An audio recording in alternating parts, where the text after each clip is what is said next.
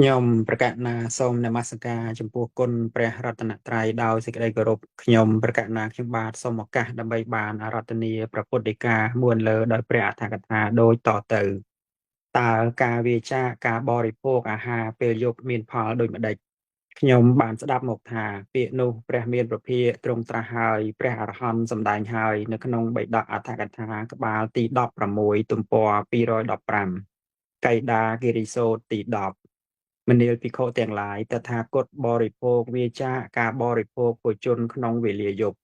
មនាលភិក្ខុទាំងឡាយកាលតថាគតបរិភោគវាចាការបរិភោគពុជនក្នុងវេលាយប់ហើយ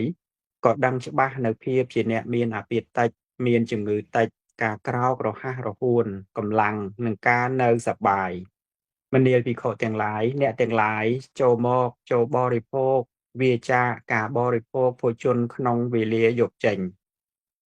មនាលភិក្ខុទាំងឡាយកាលបើអ្នកទាំងឡាយបរិភោគវាចាការបរិភោគពុជនក្នុងវេលាយប់ហើយគង់ដឹងច្បាស់នៅភាពជាអ្នកមានអាពាធតិចមានជំងឺតិច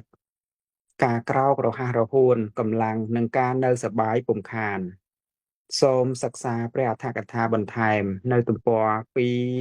236ចំណាំការវាចាការបរិភោគអាហារក្នុងវេលាយប់ជាហេតុនាំឲ្យមានជំងឺតិចសូមអនុមោទនា